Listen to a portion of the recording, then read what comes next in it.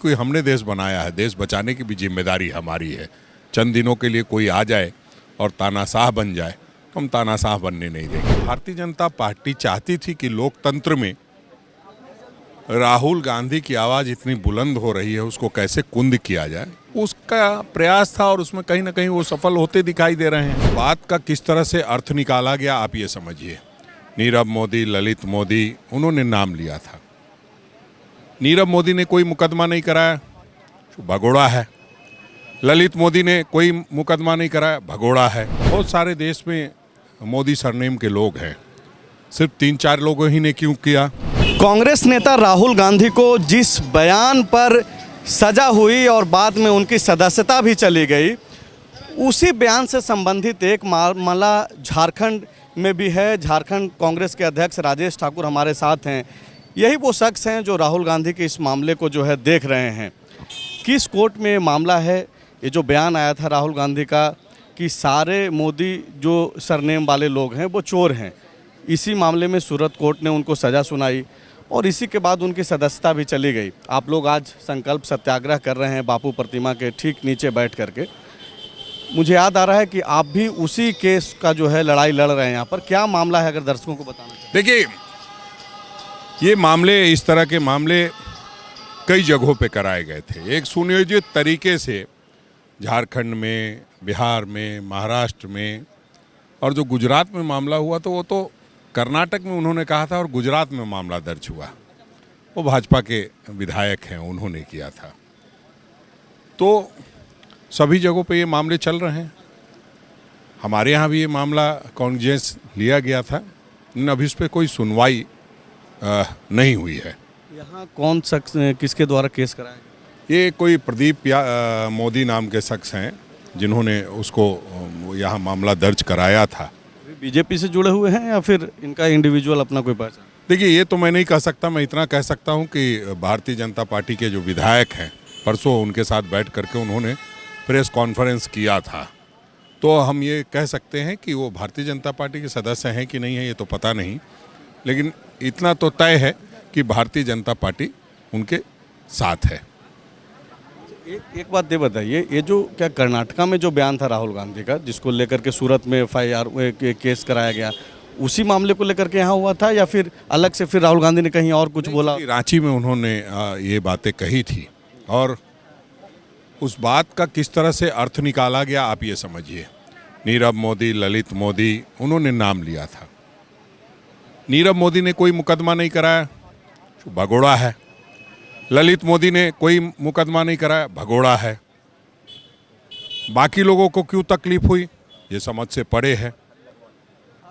तो हम समझते हैं कि बहुत सारे देश में मोदी सरनेम के लोग हैं, सिर्फ 3-4 लोगों ही ने क्यों किया, उनको कितनी बात समझ में आ गई। तो ये तो खैर कोर्ट का मसला है, कोर्ट को समझना होगा, लेकिन 2 वर्ष की सज़ा निश्चित रूप से मैक्सिमम सज़ा है। और डायरेक्ट पार्टी जो एग्रीव पार्टी है उसने केस नहीं किया है, तब ये हालात हैं।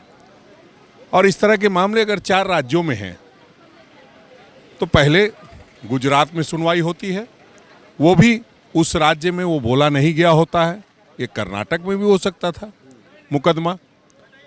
तो ये एक तरह से राजनीतिक का हिस्सा कह सकते हैं आप इसको। और जो एक भारतीय जनता पार्टी चाहती थी कि लोकतंत्र में राहुल गांधी की आवाज़ इतनी बुलंद हो रही है, उसको कैसे कुंद किया जाए, उसका प्रयास था और उसमें कहीं ना कहीं वो सफल होते दिखाई दे रहे हैं। हम माननीय उच्च न्यायालय में जाएंगे इस बात को लेकर के।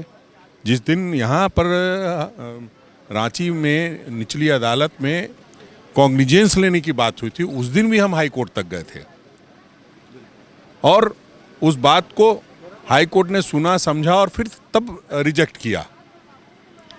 तो हम समझते हैं कि यहाँ फिर अभी सुनवाई जारी है, फिर सुनवाई अभी शुरू नहीं हुई है। अभी कॉग्निजेंस लेने की बात है, पर्सनल अपीयरेंस की बात है। हमने गुहार लगाया था, रोक आपने अभी लगाया था कि एक 205 है, उसके तहत पर्सनल अपीयरेंस से आपको एक्सक्यूज किया जा सकता है। उसको हमने आवेदन दिया हुआ है और अपील किया हुआ है।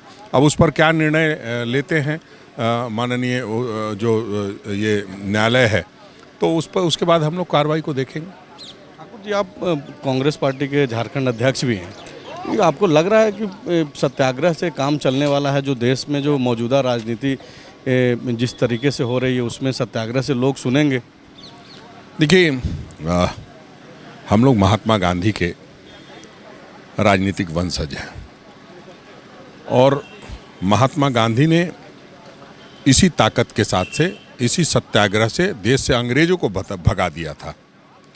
ये तो फिर भी वैसे लोग हैं जो इस देश में पले बढ़े हैं, सब कुछ के बावजूद जो उनकी एक नियति थी, जिस तरह से वो आज़ादी की लड़ाई में माफ़ी मांगते फिरते थे, वो चाहते हैं कि अब इस आज़ादी की लड़ाई में जो लोगों को अभिव्यक्ति की आज़ादी बाबा साहब अम्बेडकर ने दी थी, उसको, उस लड़ाई को नहीं हम लड़े, ऐसा संभव नहीं है। और हम लड़ाई को लड़ते रहेंगे क्योंकि हमने देश बनाया है, देश बचाने की भी जिम्मेदारी हमारी है। चंद दिनों के लिए कोई आ जाए और तानाशाह बन जाए तो हम तानाशाह बनने नहीं देंगे। लोकतांत्रिक प्रक्रिया से प्रधानमंत्री चुना जाता है और लोकतंत्र में विश्वास रखते हो उनको सभी लोगों की सुननी चाहिए और हम लोग इसी माध्यम से उनको सुनवाने का काम करेंगे।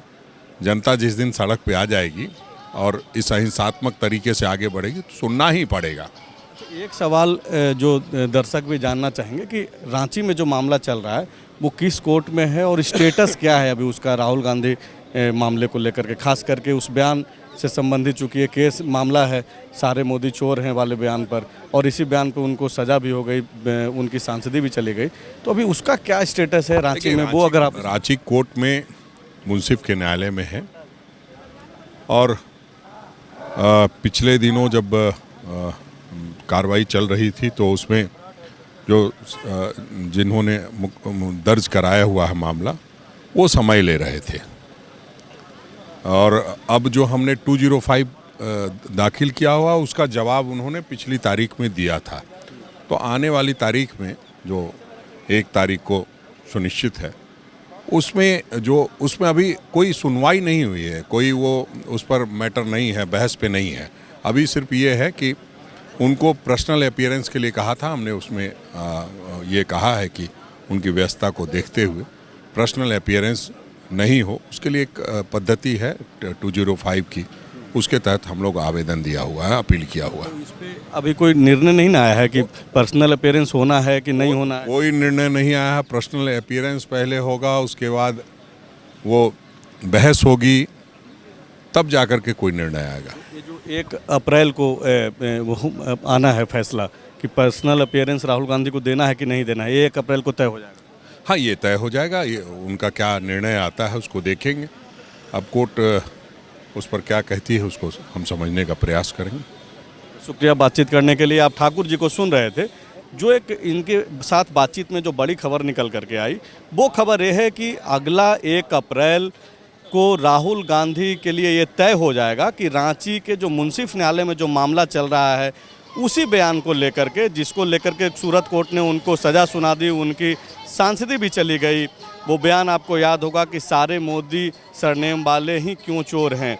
इसी बयान से संबंधित एक मामला जो मुंसिफ न्यायालय में है उसमें राहुल गांधी को शारीरिक रूप से अपीयर होना है या नहीं होना है, ये 1 अप्रैल को तय हो जाएगा। शुक्रिया। TheFollowUp.in. Like, share, and subscribe. www.thefollowup.in